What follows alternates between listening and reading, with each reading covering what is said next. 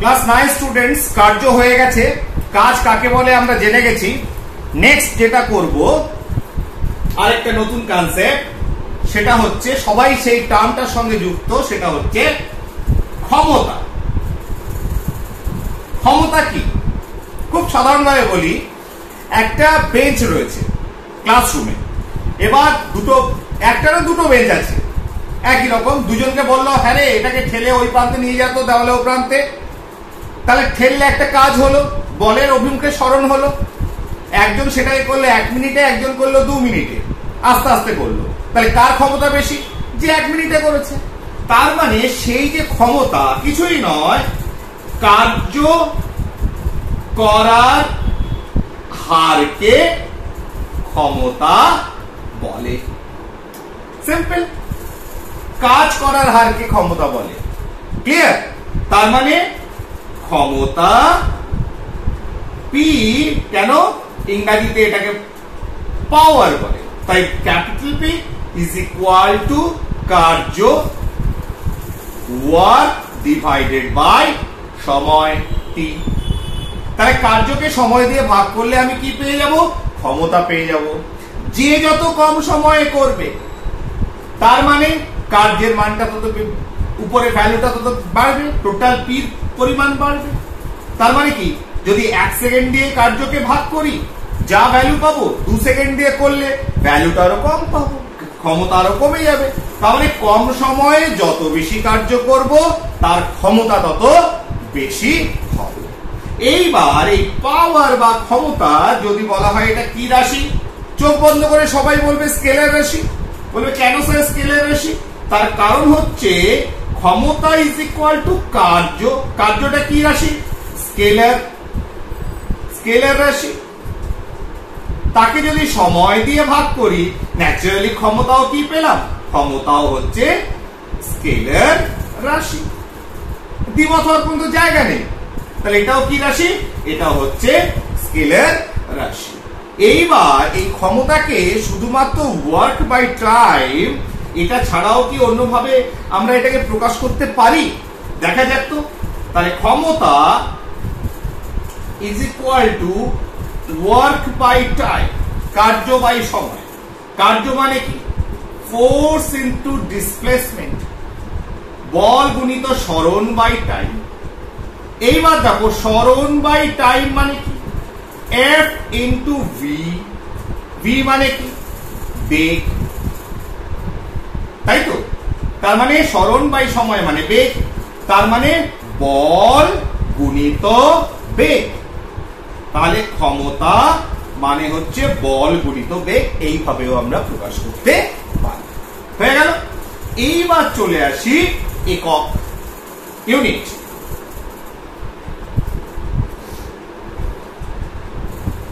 একক।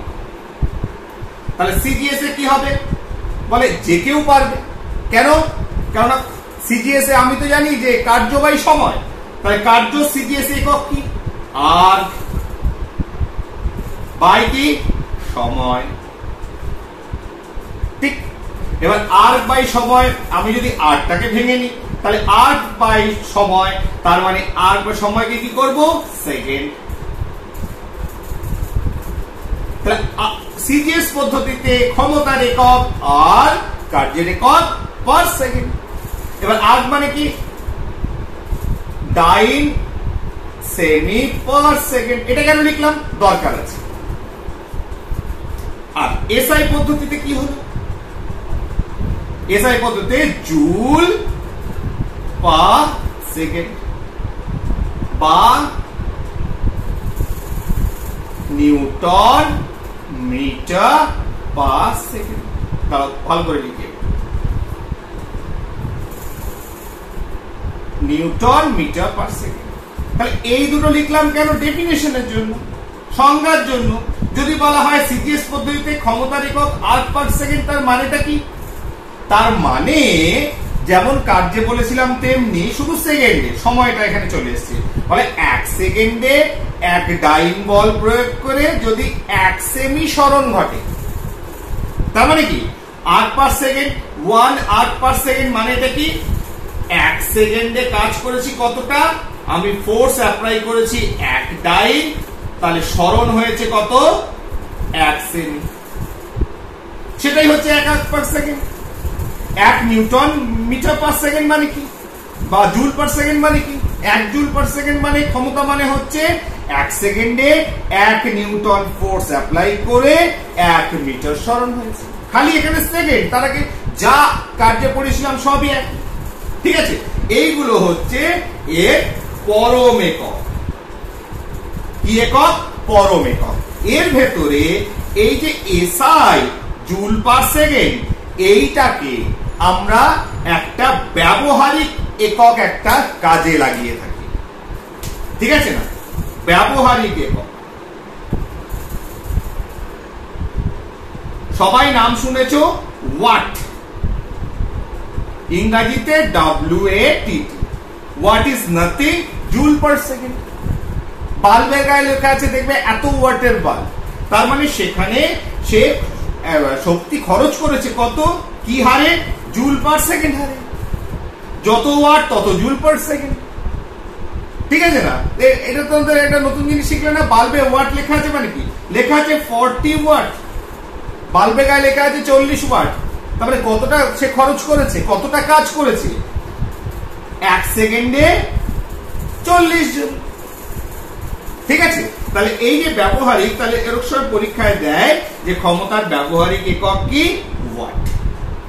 ঠিক আছে, ব্যবহারিক একক কি? ওয়াট।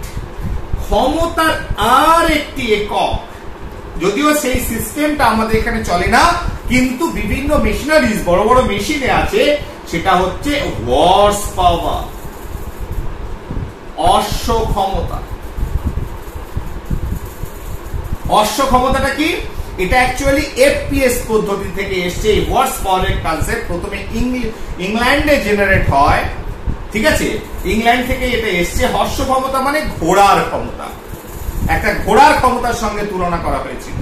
এই কার ক্ষমতা? মেশিনটার ক্ষমতা। ধর একটা মোটর ক্ষমতা, একটা মোটর টানছে। ঠিক আছে, কতটা? একটা ঘোড়া যতটা টানতে পারবে, অশ্ব ক্ষমতা। সেটা অ্যাকচুয়ালি কত? সেটা হচ্ছে কতটা কাজ করলে অশ্ব, তার কতটা কাজ করলে তাকে আমি অশ্ব ক্ষমতা আকারে বলতে পারবো, সেটা হচ্ছে 550 ফুট পাউন্ড। 550 ফুট পাউন্ড এতটা কার্য করতে হবে পার সেকেন্ড। 550 ফুট পাউন্ড বলে স্যার, ফুট পাউন্ড তো শুনি না, অ্যাকচুয়ালি এটা FPS পদ্ধতি থেকে এসেছে, যেমন SICGS তেমনি FPS। তাহলে 550 ফুট পাউন্ড কার্য করতে হবে প্রত্যেক সময়ে। তাহলে সেটাকে বলবো কত? 1 হর্স পাওয়ার, 1 হর্স পাওয়ার, 1 অশ্ব ক্ষমতা। ঠিক আছে, এবার একটা জিনিস এখানে লেখে, যেটা সম্পর্কটা দরকার, যে what is the relationship between horse power, 1 horse power and what? 746 watt. তাহলে ওয়াটের সঙ্গে কি সম্পর্ক? 1 হর্স পাওয়ার মোটামুটি কত কাছাকাছি? 746 ওয়াট। 746 ওয়াটের কাছাকাছি। তাহলে এই যে সম্পর্কটা, এটা মাথায় রাখতে হবে। 1 হর্স পাওয়ার মানে 746, 746 ওয়াটের মতো। ক্লিয়ার? তাহলে আমরা ক্ষমতা মোটামুটি যেটুকু জানার। আরেকটা, হ্যাঁ, অভিকর্ষীয় আরেকটা ইন টার্মস অফ গ্র্যাভিটি। ঠিক আছে না? আমরা পৃথিবী যে আমাদের টানছে তার এগেইনস্টে তো আমাদের কার্য করতে হয়, আমরা দেখেছি, কার্যে করেছি তো। তাহলে সেই হিসাবে কার্যেরও একক বার করেছিলাম। কার্যের যা একক বার করেছিলেন সেই একক এখানে শুধু সেকেন্ড হয়ে যাবে। অর্থাৎ যদি আমি ক্ষমতা অভিকর্ষীয় একক, গ্র্যাভিটেশনাল ইউনিট অফ পাওয়ার, ক্ষমতা, তাহলে কি করব? একটা বস্তুকে আমি উপরে তুলছি, 1 গ্রাম, কতটা তুলতে? 1 গ্রাম বস্তু। তাহলে একটা বস্তুকে উপরে তুলেছি, কতটা রয়েছে? 1 গ্রাম ভর। কতটা তুললাম? 1 সেমি। তাহলে 1 সেমি তুলতে, 1 গ্রাম বস্তুকে 1 সেমি তুলতে যতটা হয় সেটা হচ্ছে আমরা কার্য। এবার সেটা কত সময়? ইন 1 সেকেন্ড হয়ে গেল ক্ষমতা। ঠিক আছে না? তাহলে সিজিএস পদ্ধতিতে একক কি ক্ষমতার? গ্রাম সেমি পার সেকেন্ড। গ্রাম সেমি পার সেকেন্ড। তাহলে এসআই কি হবে? যেমন কাজ বলেছিলে যে এসআই যখন বলবো 1 মিটার তুলেছি 1 কিগ্রা, তাহলে হয়ে গেল কাজ পার সেকেন্ড। তাহলে কি হলো? কিগ্রা মিটার পার সেকেন্ড। ঠিক আছে, হয়ে গেল।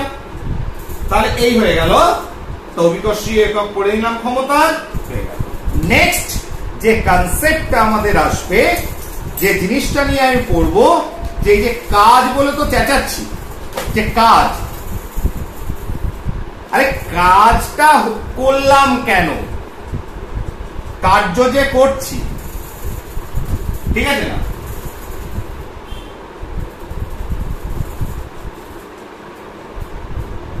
কার্য করলাম কেন?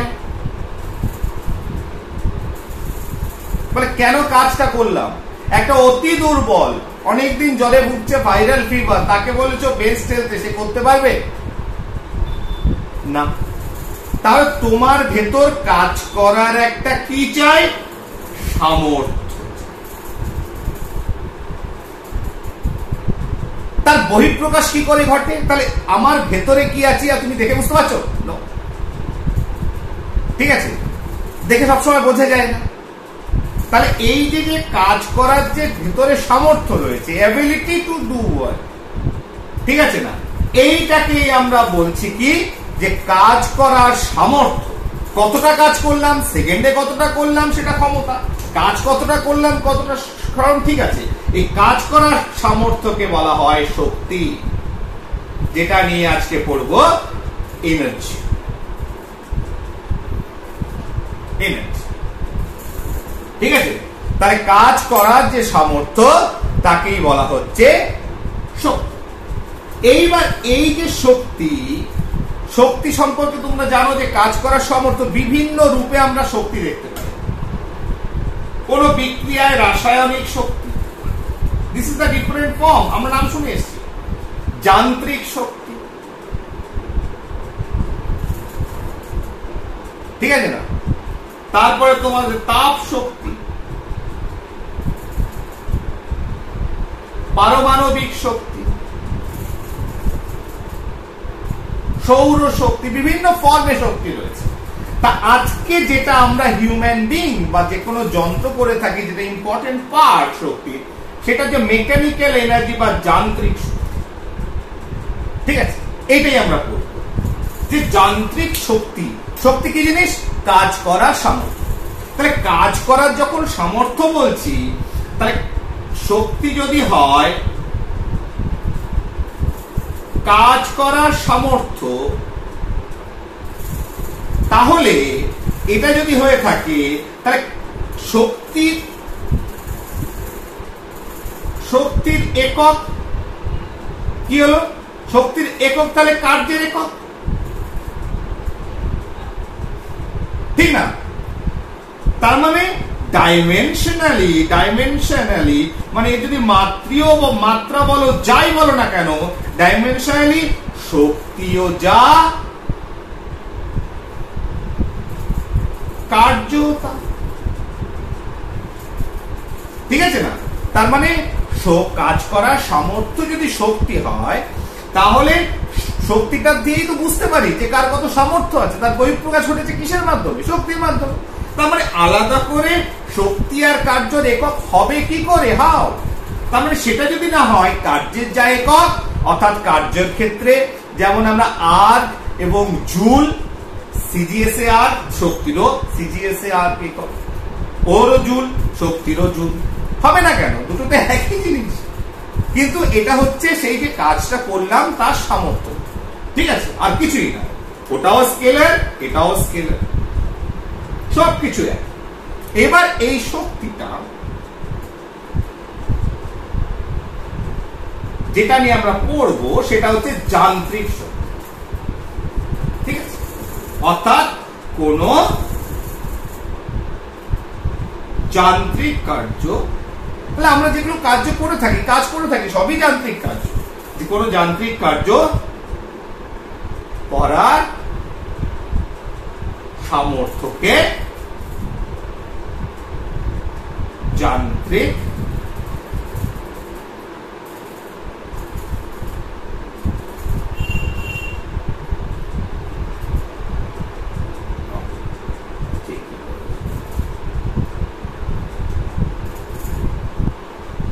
শক্তি বলে। ঠিক আছে, যান্ত্রিক শক্তি বলে। এবার এই যান্ত্রিক শক্তি যেটা বলছি সেটা কিভাবে হয়, কেন হঠাৎ করে আমার ভিতর সামর্থ্য হলো, মানে সামর্থ্যটা তৈরি হলো, কাজ করার এবিলিটি তৈরি হলো। Suppose this is a pen, এটা একটা কলম। এবার এটাকে আমি সরাবো, অর্থাৎ একটা কাজ করবো। দুভাবে হতে পারে। আমি এই পেনটা নিয়ে এসে ধাক্কা দিলাম, তার মানে এর গতি ছিল তাই এ কাজ করেছে। ক্লিয়ার? তাহলে একটা গতিশীলতার জন্য আমার কাজ করার ইচ্ছে জাগে বা কাজ করার সামর্থ্য তৈরি। ঠিক না? তার মানে এর গতি ছিল, সরে গেল, ফাইন। তার মানে এই গতিশীলতার জন্য এক কাজ করার সামর্থ্য জন্মাচ্ছে। আরেকটা সামর্থ্য কি করে জন্মায়? আমার আকার পরিবর্তনের জন্য। কিরকম? সাপোজ আমি এখানে রেখেছি, যতটা না একে ঠেলার আমি চেষ্টা করব, যদি আমি হাতটাকে জোর করে কেউ বেন্ড করে দেয়, তাহলে আমি কি করবো? ছাড়ানোর জন্য কাজটা আরো বেটার হবে। তার মানে আমার আকার আকৃতির পরিবর্তন যদি করা হয়, তাহলেও আমার একটা কাজ করার সামর্থ্য তৈরি। একটা স্প্রিংকে যদি সাধারণ অবস্থায় স্প্রিং রেখে দাও, সে কাজ করছে না কিছু। কিন্তু একটা স্প্রিংকে যদি আমি চেপে দিই, হাত দিয়ে চেপে দিই, আকৃতি পরিবর্তন করি, নিয়ে ছেড়ে দিলাম, দেখবে সে কোনো একটা কাজ করে, কাউকে জোরে ধাক্কা দিয়েছে, সে বেরিয়ে গেছে। যেমন বন্দুকের বুলেট, ঠিক আছে না, লোড করলে স্প্রিংটা টাইট হয়ে গেল, সংকুচিত হলো, নিয়ে যখন ফায়ার করলে স্প্রিংটা ছেড়ে দিল, সে যে বুলেটে হিট করলো পিনটা। তার মানে কি, আমার এই যে সামর্থ্যটা, যে কাজ করার যে সামর্থ্য তৈরি হলো, হয় আমার গতির জন্য হতে পারে, কিংবা আমার আকার পরিবর্তনের জন্য হতে পারে। ঠিক না? অর্থাৎ আমাকে যদি কেউ ডিস্টর্টেড করে, আমার স্বাভাবিক অবস্থা থেকে আমাকে একটা, আমার ভেতর একটা চাপ তৈরি করে, তাহলে আমি কাজ করার সামর্থ্যটা তৈরি হয়ে যায়। ঠিক না? যেমন দম দেওয়া ঘড়ির ভেতরে যখন তুমি দম দিচ্ছ, অর্থাৎ স্প্রিংটা ভেতরে সংকুচিত হচ্ছে, নিয়ে ও দেখবে ঘুরতে থাকবে যতক্ষণ না শেষ হচ্ছে। বিভিন্ন টয়েস, খেলনার ভেতরে দম দিয়ে দিলে চলতে আরম্ভ করে। তার মানে কি, তার ভেতরে একটা কাজ করার সামর্থ্য তৈরি হবে। ক্লিয়ার?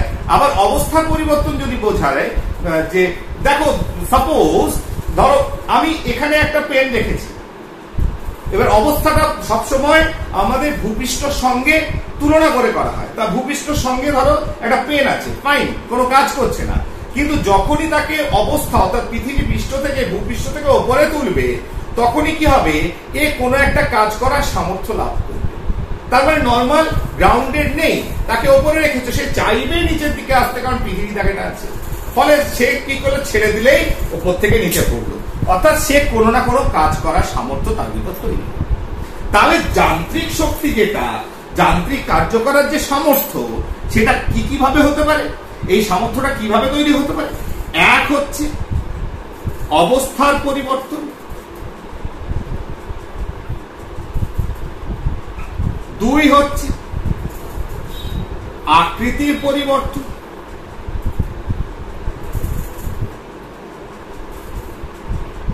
তিন হচ্ছে তার গতিশীলতার জন্য। তাই সাধারণভাবে দেখা গেছে যে এইভাবে এই জিনিসগুলো যদি করি, যে আকার, আকৃতি বা আকার একই ব্যাপার, শেপ, ঠিক আছে, শেপ অ্যান্ড সাইজ, ঠিক আছে, আকার বা আকৃতির পরিবর্তন যদি করি, আকারের পরিবর্তন, বা তার অবস্থার পরিবর্তন, সবই বুঝিয়ে দিলাম। আকার আকৃতির পরিবর্তন কেমন বা অবস্থার পরিবর্তন কেমন, ওপরে নিচে, ওপরে যদি নিয়ে যায় অবস্থার পরিবর্তন, তার আকৃতির পরিবর্তন, শেপ চেঞ্জ করে নিয়ে আসি, ঠিক আছে, স্প্রিং দিয়ে বোঝানো, বা আরেকটা খুব ইম্পর্টেন্ট হাইড্রাল পাওয়ার দিয়ে বোঝানো যেতে পারে। ঠিক আছে, কোনটা? গতিশক্তিটা। ঠিক আছে, ওটা তো বলে দিলাম। গতিশক্তি সবাই বুঝতে পারছো যে জোরে কারোর উপর ধাক্কা লাগলে সে অটোমেটিক কাজ করবে। আমি যদি ছুটে যাই, কাউকে জোরে বলকে হিট করি, আমি যতটা হিট করবো জায়গায় দাঁড়িয়ে কম হিট করতে পারবো, ঠিক কিনা? হাইড্রাল পাওয়ার যখন মুখে চলে এলো, তার ব্যাপারটা কি, উপর থেকে যখন জল পড়ছে টারবাইনের উপর, ওই গতিশক্তির জন্য টারবাইন ঘুরছে, হাইড্রাল পাওয়ার জেনারেট হচ্ছে। ফাইন। তাহলে এইভাবে আমরা কি করতে পারি? যান্ত্রিক কার্য করতে পারি। ঠিক আছে, তাহলে এই অবস্থার পরিবর্তন বা আকৃতির বা আকারের পরিবর্তন যে করলে যে যান্ত্রিক শক্তি আমি পাচ্ছি, এটা তো স্থিতিশীল অবস্থায়, এটা স্থিতিশীল অবস্থাতেই করা যেতে পারে। অর্থাৎ সে যখন এক জায়গায় দাঁড়িয়ে আছে সেই সময়ই তার ভিতরে এটা জেনারেট হতে পারে। যেমন আমাকে যদি কেউ হাতটা এরকম বেঁকিয়ে নেয়, এখানে বসে আছে, আমি কোথাও মুভমেন্ট করিনি, বেঁকিয়ে নেয়, তাহলে ন্যাচারালি আমি চাইবো যে এটাকে আমার অসুবিধা হচ্ছে, আমি সরিয়ে দিতে। ফলে হাতটা যে এলো, আসার পর কাউকে হিট করলে তাহলে কোনো একটা কাজ করতে পারবে হাতটা। তাই এই যে কিংবা আকার আকৃতি বা অবস্থার পরিবর্তন, আমি যদি উপরে নিয়ে বলটাকে দাঁড় করিয়ে রাখি, তাহলে যে ভূপৃষ্ঠ থেকে যেহেতু উপরে উঠে গেছে, এর একটা কাজ করার সামর্থ্য লাভ করেছে। তাহলে এগুলো সব স্থিতিশীল অবস্থায় এটা করতে পারি। আরেকটা হচ্ছে কি, গতিশীলতা, অর্থাৎ এরা সবসময় গতিশীল। তাহলে বস্তু যদি গতিশীল থাকে, তখনও তার ভিতর একটা কাজ করার সামর্থ্য জন্মায়। কি অবস্থায়? গতিশীল অবস্থায় যখন থাকে। ঠিক আছে, তাহলে এইভাবে আমি কার্য, যান্ত্রিক কার্যকে নাম দিয়েছি। কি নাম দিয়েছি? একটা হচ্ছে স্থিতিশক্তি, আরেকটা হচ্ছে গতিশক্তি। ইংরেজিতে হচ্ছে পোটেনশিয়াল এনার্জি, আর এটা হচ্ছে কাইনেটিক এনার্জি। তাহলে পোটেনশিয়াল এনার্জি, স্থিতিশক্তি এবং গতিশক্তি দুভাগে ভাগ হলো। তাহলে গতিশক্তি কেন হয়? এই গতিশীলতার জন্য। তাহলে কেন হয়? কোন বস্তু গতিশীল অবস্থায় যে কাজ করবার সামর্থ্য জন্মায়। ঠিক আছে না? তাহলে গতিশক্তি কি? এই যে থার্ড পয়েন্ট। আর স্থিতিশক্তি কি? স্থিতিশীল অবস্থা। তার মানে ফার্স্ট টু পয়েন্টস, অবস্থার পরিবর্তন বা আকৃতির পরিবর্তন বা আকারের পরিবর্তনের জন্য, ঠিক আছে, তোমার কি হতে পারে? তার ভেতর স্থিতিশক্তি লাভ করতে পারে, কাজ করবার সামর্থ্য তৈরি হতে পারে। ঠিক আছে, তাহলে আমি যদি ডেফিনিশন করি, এটা যে সংজ্ঞা কাকে বলবে, তার মানে কোন বস্তুর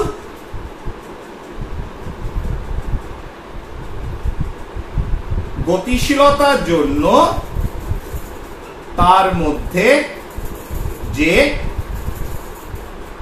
কাজ করার ক্ষমতা জন্মায় তাকে গতি শক্তি বলে। ঠিক আছে, আমি মুখে বলে দিচ্ছি, যে বুঝতে না পারলাম আমার সঙ্গে মুখে। তাহলে কোন বস্তুর গতিশীলতার জন্য তার ভেতর যে কাজ করবার সামর্থ্য জন্মায় তাকে গতিশক্তি বলে। আর স্থিতিশক্তি কাকে বলে? যদিও এটাকে দুভাগে ভাগ করা, একটা অভিকর্ষীয়, আরেকটা হচ্ছে স্থিতিস্থাপক। স্থিতিস্থাপক কি জিনিস? সেটা হচ্ছে আকার ও আকৃতি পরিবর্তন যদি করি, আকার আকৃতি পরিবর্তন করলে সে চাইবে যে আগের অবস্থায় ফিরে যেতে, সামর্থ্য জন্মাবে। আর অভিকর্ষীয় মানে অবস্থার পরিবর্তন। ঠিক আছে, অবস্থার পরিবর্তন যদি করি, অর্থাৎ ভূপৃষ্ঠ থেকে যত বেশি উপরে তুলবে তার অবস্থার পরিবর্তন তত বেশি হবে, তত তার ভেতর কাজ করার সামর্থ্য জন্মাবে। এইভাবে আমরা স্থিতিশক্তিকে অভিকর্ষীয় এবং স্থিতিস্থাপক দুভাগে ভাগ করি। সেই হিসাবে ডেফিনিশন যেমন এখানে হবে তেমনি এখানে হবে, যে কোনো বস্তুর আকার বা আকৃতির পরিবর্তন করার জন্য তার ভেতর যে কাজ করার সামর্থ্য জন্মায় তাকে স্থিতিস্থাপক স্থিতিশক্তি বলে। আর অভিকর্ষীয় স্থিতিশক্তিকে কোন বস্তুর অবস্থার পরিবর্তনের জন্য যে কাজ করার সামর্থ্য জন্মায়। ঠিক আছে, এটা কার সাপেক্ষে? পৃথিবীর ভূপৃষ্ঠে সাপেক্ষে। এইবার তাহলে এটা বোঝা গেল যে যান্ত্রিক শক্তিকে দুভাগে ভাগ করেছি, একটা পোটেনশিয়াল এনার্জি অর্থাৎ স্থিতি শক্তি, আর একটা হচ্ছে কাইনেটিক এনার্জি অর্থাৎ গতি শক্তি। এইবার স্থিতি শক্তি কাকে বলে, অর্থাৎ মেজারমেন্ট কি করে আমি মেজার করতে পারি কোনটাকে? এই স্থিতি শক্তি।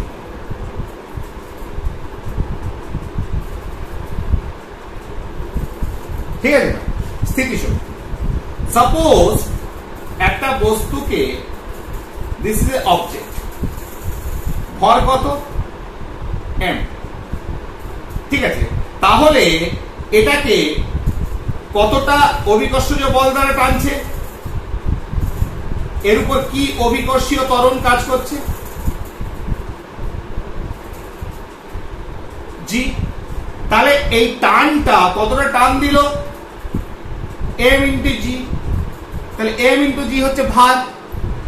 এটাকে যদি একটা নির্দিষ্ট হাইট h এ রাখা হয়, h, তাহলে এর ভেতর কতটা স্থিতি শক্তি সঞ্চিত হলো, অর্থাৎ কতটা তার কাজ করার সামর্থ্য জন্মালো, সেটা হচ্ছে potential energy PE is equal two তার ভর অভিকর্ষজ ত্বরণ গুণিত যে হাইটে রাখা হচ্ছে h, অর্থাৎ mgh।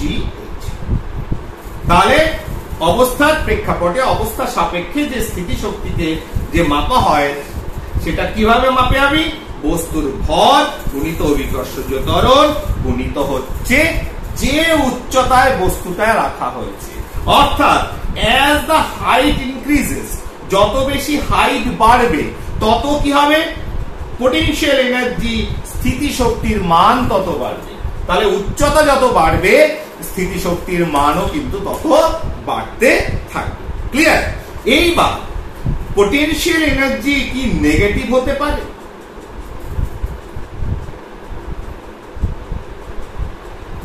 স্থিতি শক্তি কি ঋণাত্মক হতে পারে? নেগেটিভ হতে পারে? দেখো, একটা বস্তুকে উপর দিকে তুলছি, যত উপর দিকে তুলবে, এখানে আমি ধরে নিচ্ছি বেসমেন্ট ভূপৃষ্ঠ h ইজ ইকুয়াল টু 0, হাইটটা 0 হয়ে যাচ্ছে, তাহলে এটা ভূপৃষ্ঠ। তাহলে যত এখানে যদি তুলি, তাহলে ইন রেসপেক্ট অফ h আমার কি হবে? স্থিতিশক্তি সঞ্চিত হবে কার ভেতর? এই বস্তুটার ভেতর। যখন আমি ভূপৃষ্ঠের নিচে নিয়ে যাব, তাহলে সংখ্যা তত্ত্ব অনুসারে তাহলে এটা নেগেটিভ, তাহলে এটা হচ্ছে নেগেটিভ h, ঋণাত্মক h। তাহলে ঋণাত্মক h যদি হয়, 0 থেকে যদি কম হয়, ঠিক আছে না, তাহলে কি হবে? তাহলে পোটেনশিয়াল এনার্জি স্থিতি শক্তির মান হবে m into g into minus h। তাহলে যেহেতু আমি ভূপৃষ্ঠটাকে 0 ধরে নিয়েছি, ফলে তার রেসপেক্টে যখন আমি ভূপৃষ্ঠের নিচে যাব, তখন আমি ধরে নেব তার পোটেনশিয়াল এনার্জি নেগেটিভ হয়ে গেল। ঠিক আছে না? তাহলে এইভাবে আমরা পোটেনশিয়াল এনার্জিকে ঋণাত্মক আকারেও ভাবতে পারি। ক্লিয়ার? এইবার চলে আসি, স্থিতি শক্তি বেরিয়ে গেল mgh। এইবার চলে আসি কাইনেটিক এনার্জি, অর্থাৎ একটা বস্তু গতিশীল আছে, তার ভেতর কি কাজ করার সামর্থ্য রয়েছে। ঠিক আছে না? একটা গতিশীল বস্তুর কাজ করবার কি সামর্থ্য রয়েছে, এটাকে আমরা বার করতে হবে। কিভাবে বার করব? একটু ডিফারেন্ট ওয়েতে বার করব, সরাসরি বার করব না। ধরো an object, একটা বস্তু, ভর হচ্ছে m, ঠিক আছে না, ভর হচ্ছে m, একটা ভেলোসিটি নিয়ে যাচ্ছে v। তাহলে এর কি? বস্তুর ভর সমান m, বেগ সমান হচ্ছে v, v বেগ নিয়ে যাচ্ছে। এইবার এর ভেতর তো একটা কাজ করার সামর্থ্য আছে। আমি যেমন ছুড়ে দিলাম, সে অন্য একজনকে ঠেলে দিল, একটা বল ছুড়ে দিলাম, সে আরেকটা বলকে ধাক্কা মারলো, তাকে স্মরণ ঘটালো, কাজ করার সামর্থ্য জন্মালো। তাহলে এই বস্তুটা যখন একটা ভেলোসিটি v নিয়ে যাচ্ছে উইথ মাস m, তাহলে এর ভেতরে একটা কাজ করার সামর্থ্য আছে। কতটা কাজ করার সামর্থ্য আছে কি করে বুঝবো? একটা কাজ করলাম, এখানে ওকে আমি উল্টো দিক থেকে একটা f পরিমাণ বল দিয়ে আটকালাম, তাহলে একটা বল আসছে, সাপোজ দিস ইজ এ বল, একটা বেগ নিয়ে আসছে, এবার আমি ওকে হাত দিয়ে আটকেছি, তাহলে সে কতটা কাজ করবে বুঝবে, ততটা জোরে আমাকে ধাক্কা লাগবে। ক্লিয়ার? তাহলে সেটাকে আটকাতে হলে এ ততটাই কাজ করতে পারবে যে বল দিয়ে আমি ওকে আটকাতে পারবো। স্বাভাবিক? তাহলে উল্টো ভাবে মাপার চেষ্টা করছি যে একটা বল কি বেগে আসছে, কতটা কাজ করবে, সেটা মাপার জন্য আমাকে কি করতে হবে, তাকে যখন আটকাবো যতটা বল প্রয়োগ করে, যতটা ফোর্স অ্যাপ্লাই করে তাকে আমি আটকাচ্ছি, ঠিক আছে না, তাহলে সেটাই হচ্ছে, বা যতটা কার্য আটকাচ্ছি সেটাই হচ্ছে তাকে, সে কতটা কাজ করতে পারবে সেটা মাপা যাবে। কি করে? আমি যখন এখানে বল প্রয়োগ করলাম, সে কিন্তু এখানে দাঁড়ালো না, সে এখান থেকে এস ডিস্টেন্স পর্যন্ত আমাকে ঠেলে নিয়ে এসে এখানে এসে দাঁড়িয়ে গেল। তাহলে এই পর্যন্ত সে ঠেলে নিয়ে এসে এখানে দাঁড়ালো, এইখানে এসে আমাকে আটকাতে পারলাম। তাহলে বল প্রয়োগ করে এখান থেকে শুরু করেছিলাম, এই পর্যন্ত এসে সে দাঁড়িয়েছে। ঠিক আছে? ন্যাচারালি তাহলে এই যে কতটা এই কার্য করেছে, কতটা কার্য করেছে, কে কার্য করেছে? তাহলে বলের, আমি যদি এর বার করি, বলের গতিশক্তি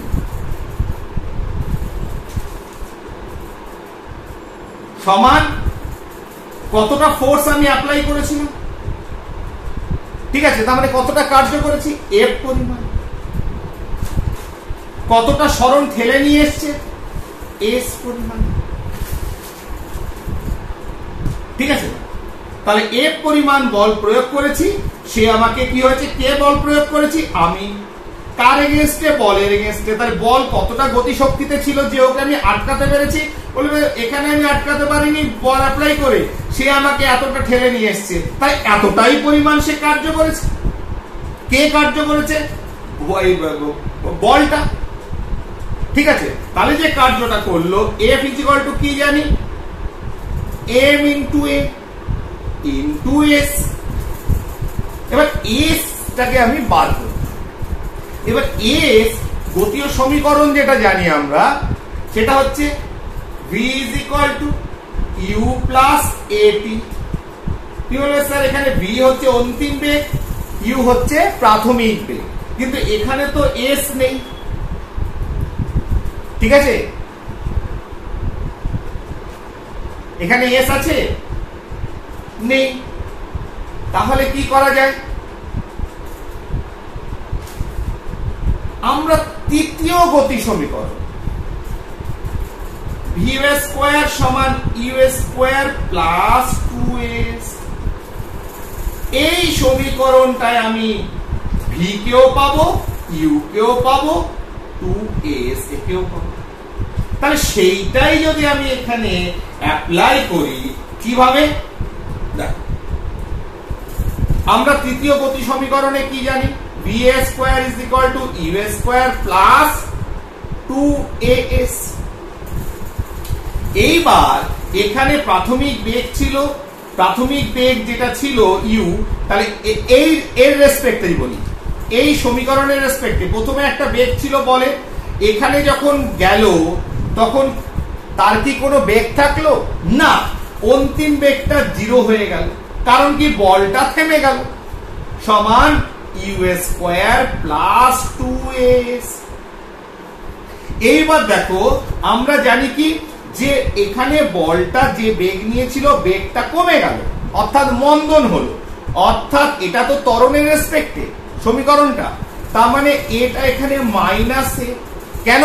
এখানে মন্দন হয়েছে, তার মানে 0 is equal to U square minus 2as হলো। এইবার এখানে আমি ইউ লিখেছি, ঠিক আছে, কিন্তু যেহেতু প্রাথমিক একটা বেগ ভি নিয়েই চলছিল এবং আমি গতিশক্তি বার করব বলের ভি এর রেসপেক্টে, তাহলে একটা কনভেনশন যে ইউটাকে আমি ইউ রাখতে পারো, কিন্তু ইউ রেখে কেউ করে না, এটাকে ভি লেখি, ভি স্কয়ার মাইনাস 2as, বা V square is equal two, আমি যদি এটাকে এদিকে নিয়েছি প্লাস হয়ে গেল 2as। তাহলে ভি স্কয়ারের মান কি পেয়ে গেলাম, 2as। ঠিক আছে না? আর আচ্ছা আমি তো আচ্ছা bs বা এখানে হলো না, ঠিক আছে আমি এই দিকেই রাখি, দাঁড়াও এটাকে এদিকে নিয়ে আসি। তাহলে 2as is equal to v square, বা কি হলো s is equal to v square by 2a। এইবার এই ভ্যালুটা s এর ভ্যালুটা এখানে বসিয়ে দাও, m into a into v square by 2a। a কেটে গেল, তাহলে এটা নিচে আছে মানে হাফ, তাহলে হলো হাফ m v স্কয়ার। তাহলে কাইনেটিক এনার্জি বলের গতিশক্তি ডাইরেক্ট মাপিনি, তাকে আটকাতে গেছি উল্টো দিক থেকে, সে আমাকে ঠেলে সরিয়েছে। তার মানে আমি কি করেছি, যে পরিমাণ বল অ্যাপ্লাই করেছি অর্থাৎ force of by the hand, হাতে যে পরিমাণ বল অ্যাপ্লাই হয়েছে আর যতটা সরণ হয়েছে, তাহলে সেটাই হচ্ছে এর এগেইনস্টে কার্য, সেটাই হবে বলের গতিশক্তির পরিমাণ। ঠিক আছে না? তাহলে F m a s এই পর্যন্ত বুঝেছো। এবার s এর এখানে আসো, যে v square is equal two u square plus 2s, এটা তৃতীয় সমীকরণ। ঠিক আছে, গতির সমীকরণ যে তিনটে রয়েছে, থার্ড ইকুয়েশন। ঠিক আছে, এবার সেক্ষেত্রে যেহেতু এক্ষেত্রে বলটা থেমে গেছে, তাই ফাইনাল বেগ, অন্তিম বেগ 0, প্রাথমিক বেগ u স্কয়ার প্লাস 2s। যেহেতু a হচ্ছে অ্যাক্সিলারেশন, ত্বরণ, যেখানে গতিশক্তি বাড়ে, ঠিক আছে, বেগ বাড়ে আস্তে আস্তে, এক্ষেত্রে কমেছে, মন্দন হয়েছে, বলটা থেমে গেছে, তাই মাইনাস হয়ে গেল। এবার ইউটা আমি এখানে ইউ রাখিনি, কারণ এখানে বলের বেগটা সবসময় V, in terms of V যদি করি, এটাকে জাস্ট ভি লিখেছি, আর কিছু না, ইউ রাখলে রাখতে পারো, এখানে হাফ এম ইউ স্কয়ার হবে, কিন্তু আমরা ভি রেসপেক্টে করি এম ভি স্কয়ার। যেহেতু গতিশীল বস্তু সবসময় একটা বেগ নিয়ে চলে, তাই সেটাকে প্রাথমিক বেগ আকারে দেখাই না, তাই ইউ কে আমি ভি ধরেছি। তাহলে এক্ষেত্রে আমরা কি বেরিয়ে গেছে, s সমান সমান বেরিয়েছে v স্কয়ার বাই 2a, সেখানে s এর ভ্যালু পুট করলাম, হাফ m v স্কয়ার পেয়ে গেলাম। তাহলে গতিশক্তি, তাহলে সবসময় তোমার কি হচ্ছে, বস্তুর কি বেরোলো আমাদের, হাফ m v স্কয়ার। এবার গতিশক্তির দিকে তাকাও, তাহলে কাইনেটিক এনার্জি কে ই কি বেরোলো, হাফ m v স্কয়ার।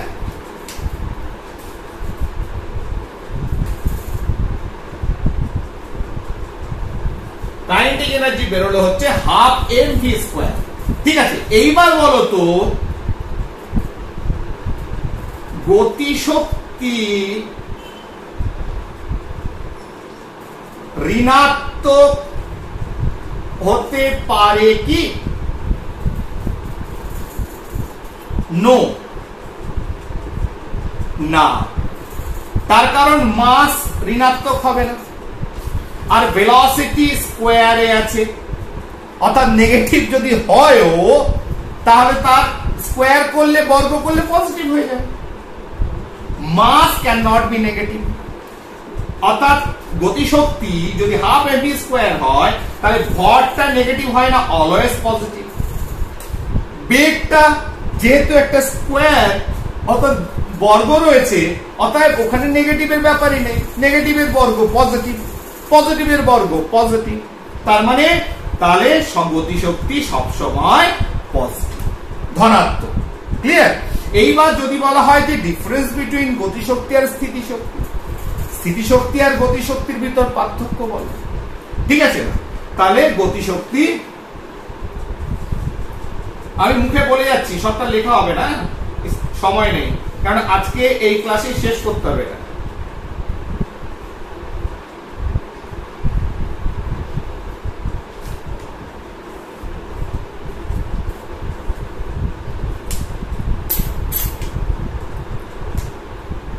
তাহলে 1 নম্বর হচ্ছে এটা স্থিতিশীল অবস্থা। আমার অবস্থা পরিবর্তন করো আর যাই করো না কেন, সেটা তো একটা জায়গায় রেখেছো, তার ভেতরে একটা শক্তি সঞ্চিত হয়েছে, তাহলে স্থিতিশীল অবস্থা। আর গতিশক্তি সবসময় গতিশীল অবস্থা।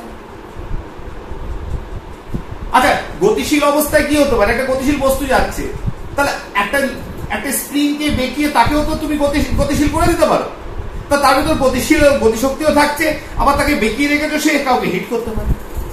তার মানে কি, যদি দেখা যায় একটা স্প্রিং কে বেঁকিয়ে তুমি তাকে ছুড়ে দিয়েছো একটা বলের দিকে, তাহলে এখানে রয়েছে একটা স্প্রিং কে বেঁকিয়ে ছুড়ে দিয়েছো, তাহলে এক হচ্ছে তার গতিটা, যে স্প্রিংটা যে এখানে ধাক্কা মারবে, প্লাস তাকে যে বেঁকিয়ে দিয়েছো সে নিজেকে রিলিজ করবে, বড় হবে, সেটা যেও কাজ করবে। ফলে দুটো জিনিস একসঙ্গে থাকছে। তার মানে গতিশক্তি যখন থাকছে তখন তার ভেতর স্থিতিশক্তি থাকতে পারে, ঠিক আছে না? তার মানে যখন বস্তু গতিশীল থাকছে তার ভেতর স্থিতিশক্তিও থাকতে পারে, কিন্তু যখন বস্তু স্থিতিশীল অবস্থায় থাকছে তার ভেতর তো গতি নেই, অতএব তার ভেতর গতিশক্তি থাকবে না, ঠিক আছে না? ক্লিয়ার, বোঝা গেল? তাহলে এইভাবে আমরা যে ডিফারেন্স গুলো পেয়েছি সেখান থেকে আমরা মানে এদের ভিতর ডিফারেন্সিয়েট করতে পারি, তুলনা করতে পারি, ওটা অসুবিধা নেই। যেহেতু আমার সময়ের একটু অভাব রয়েছে, ফলে এগুলো ছোট ছোট জিনিসগুলো অত বেশি হাইলাইট করলে আমার সময় থাকবে না। এরপরে চলে আসি নেক্সট আরেকটা পার্টে, যান্ত্রিক শক্তির নিত্যতা।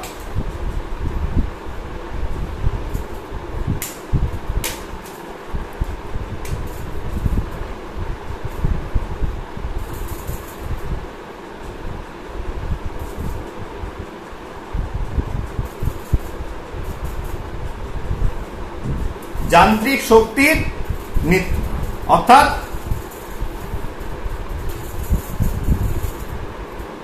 কোন বস্তুর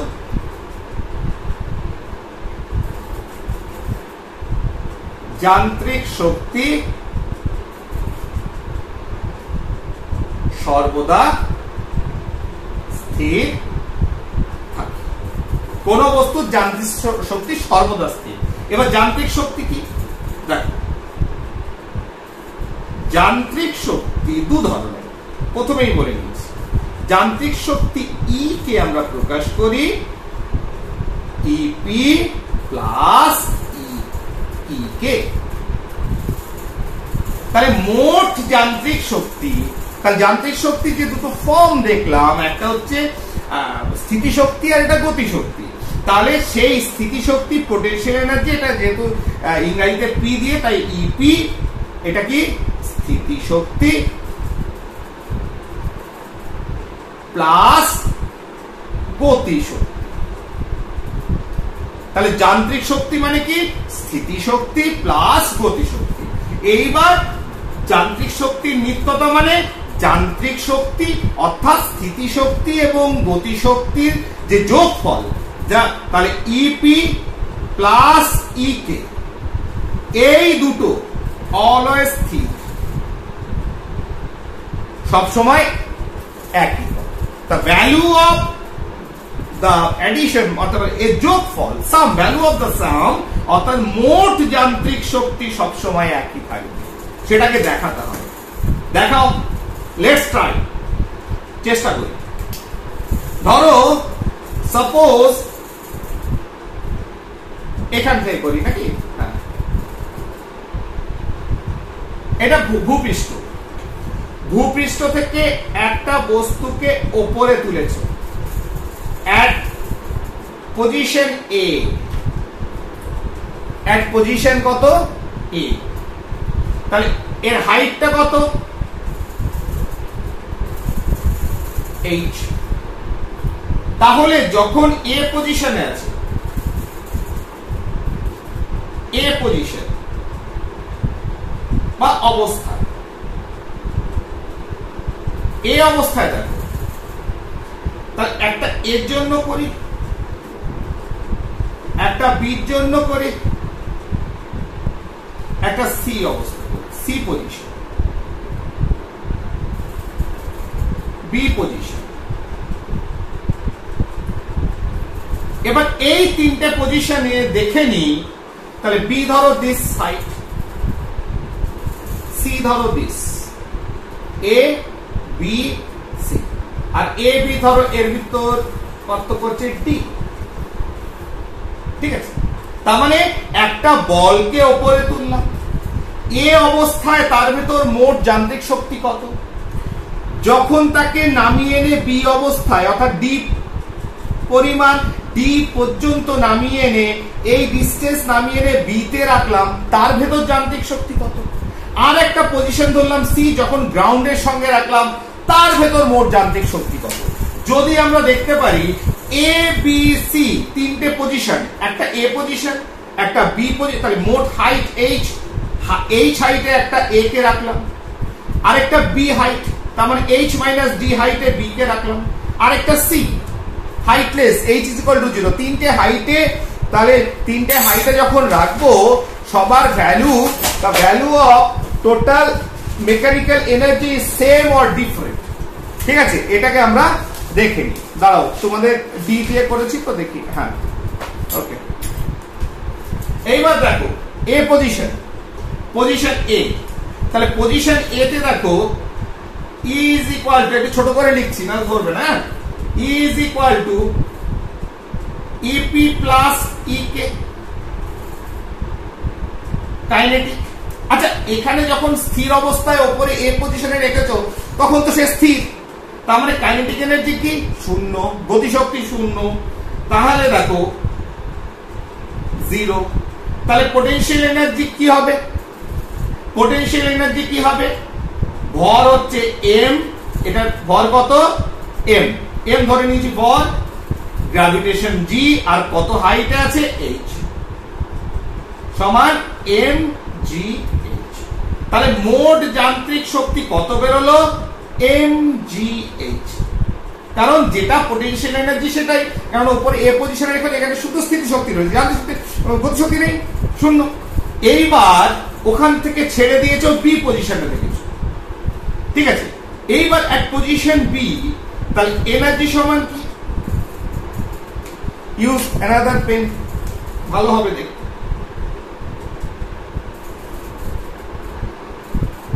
ইপি প্লাস ই কে। এবার এক্ষেত্রে পোটেনশিয়াল এনার্জি কত? এই পজিশনে অবশ্যই এটা একটা হাইটে আছে, তার মানে অবশ্যই স্থিতি শক্তি থাকবে। তাহলে এম জি এইচটা হাইটটা কি? তাহলে এই হাইটটা হবে কত? মোট হাইট মাইনাস ডি, তাহলে এইচ মাইনাস ডি প্লাস, এক্ষেত্রে যেহেতু ও নামছে, ঠিক আছে, তার মানে কি এ থেকে বি তে এলো, তার মানে গতি আছে, তার মানে এক্ষেত্রে গতিশক্তি অবশ্যই আছে। এ থেকে বি, যখন বি পজিশন পর্যন্ত এলাম, গতিশক্তি কি? হাফ এম কি আছে? একটা ভেলোসিটি ভি স্কয়ার, ভালো কথা, এম ভি স্কয়ার। এইবার দেখো ভি স্কয়ার সমান কত? তাহলে আমরা জানি V square plus U square সমান, সরি, ভি স্কয়ার সমান ইউ স্কয়ার প্লাস কি আছে? 2x।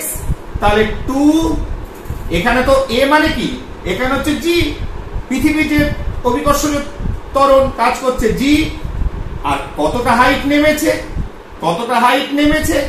ডি পর্যন্ত, 2gd, ঠিক আছে। কতটা হাইট নেমেছে? ডি পর্যন্ত নেমেছে, ডি পর্যন্ত নেমেছে। তাহলে বা এবার দেখো, এবার কি হয়েছে দেখো, এই ক্ষেত্রে যখন এই অবস্থায় ছিল, তাহলে কি অবস্থা ছিল? প্রাথমিক গতিবেগ কিছু ছিল না, তার মানে V square is equal to, U স্কয়ারটা শূন্য, কারণ এই অবস্থায় তো কিছু ছিল না, পরে তো নেমেছে, 2gd। এইবার এটা এখানে বসিয়ে দাও, সমান এম, এবার এটা গুণ করে নাও, M G H minus M G D plus half M গুণিত 2gd, হাফ হাফ কেটে গেল। তাহলে দেখো এম জিডি আছে, এম জিডি আছে, তাহলে এম জিডি কেটে গেল, এম জিডি কেটে গেল, দেখো এম জিডি আছে, কারণ 2 কেটে গেছে, এম জিডি পড়ে থাকে, তাহলে পড়ে থাকলো কি? M G H. তাহলে দেখো প্রথমটাতেও পড়ে আছে mgh, দ্বিতীয়টাতেও মোট শক্তি কত mgh।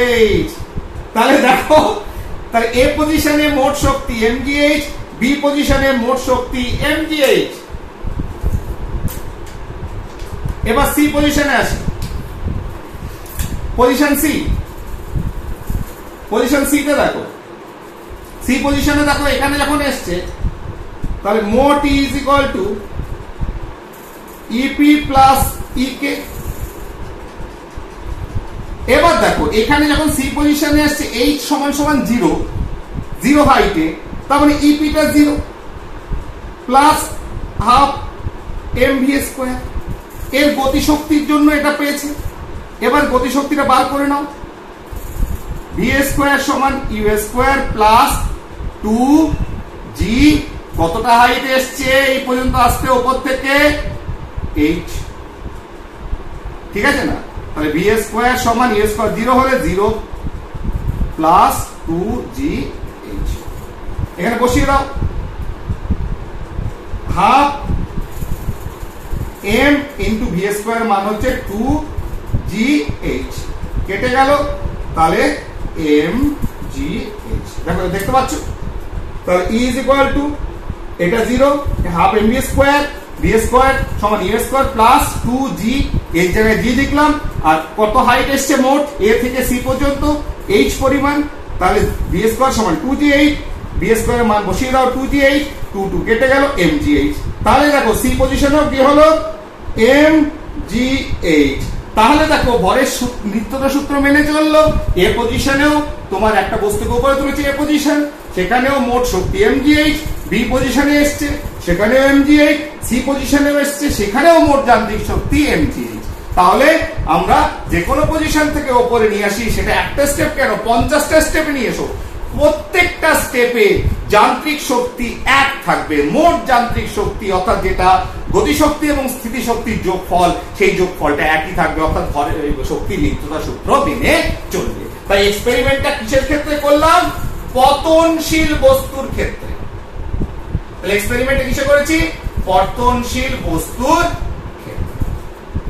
তাহলে পতনশীল বস্তুর ক্ষেত্রে উপর থেকে যে কোনো হাইট থেকে নিচে আনা হোক, বিভিন্ন স্টেপে আনা হোক, প্রত্যেকটা স্টেপে তারা ভরের নিত্যতা সূত্র মেনে, শক্তি নিত্যতা সূত্র, সরি ভর চলে আসছে অলরেডি, শক্তি নিত্যতা সূত্র মেনে চলবে এবং মোট শক্তি প্রত্যেকটা স্টেপে একই হবে।